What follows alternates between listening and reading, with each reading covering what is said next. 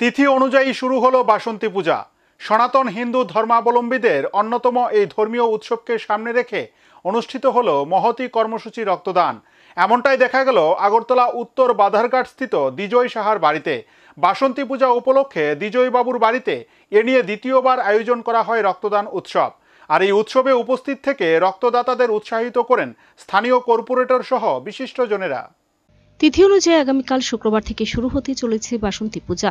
হিন্দু সনাতন ধর্মাবলম্বীদের অন্যতম এই ধর্মীয় পার্বণ রাজ্যে যেন ক্রমশ উত্তরোত্তর বৃদ্ধি পেতে চলেছে। বিভিন্ন ক্লাব ও সামাজিক সংস্থার পাশাপাশি বহু বনেদি পরিবারে এবারও আয়োজন করা হয় বাসন্তী পূজার। আর এই বাসন্তী পূজাকে সামনে রেখে অনেকে আবার এগিয়ে আসছেন নানা সামাজিক কর্মকাণ্ডে। বৃহস্পতিবার এমনটা দেখা গেল আগরতলা শহরতলি উত্তর বাধারঘাট এলাকার বাসিন্দা দিজয় সাহার বাড়িতে।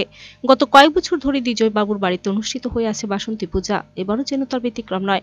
আর এই বাসন্তী পূজা উপলক্ষে গেল বছরের মতো এবারও দিজয় বাবুর পরিবার আয়োজন করে মানবতা শ্রেষ্ঠ অর্ঘ্য বলে পরিচিত স্বেচ্ছা রক্তদান শিবির। এ নিয়ে দ্বিতীয় বছরে পদার্পণ করলো তাদের রক্তদান উৎসব।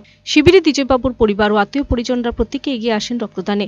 আর তাদের উৎসাহিত করতে মহতী উৎসবে অংশ নিয়ে রক্তদাতাদের প্রেরণা যোগালেন আগরতলা পৌর নিগমের দক্ষিণাঞ্চলের চেয়ারম্যান অভিজিৎ মল্লিক, কর্পোরেট অলোক রায়, শহর দক্ষিণাঞ্চল ক্লাব কোঅর্ডিনেশন কমিটির সম্পাদক কমল দেব, বিজেপি বর্দোয়ালি মন্ডল সভাপতি শ্যামল দেব সহ আরও বিশিষ্টজনেরা।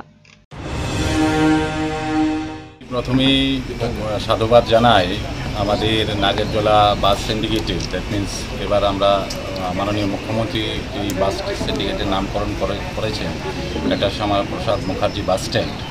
সেই বাস স্ট্যান্ডেরই আমাদের শ্রমিক সংগঠনের নেতৃত্ব শ্রদ্ধেয় বিজয় সাহা মহোদয়, ওনার বাসভবনে 46 বছর ধরে এই পূজা অনুষ্ঠিত হচ্ছে এবং সেটা ওনার বাসভবন আমাদের 8 নং টাউন বর্দোয়ালি মণ্ডলের অন্তর্গত 40 নং ওয়ার্ডের 32 নং বুথে অনুষ্ঠিত হয়।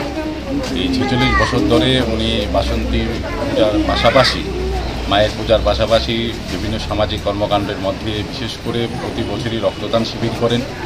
সেই রক্তদান শিবিরেই আজকে আমরা অংশগ্রহণ করেছি। Video report search India TNN।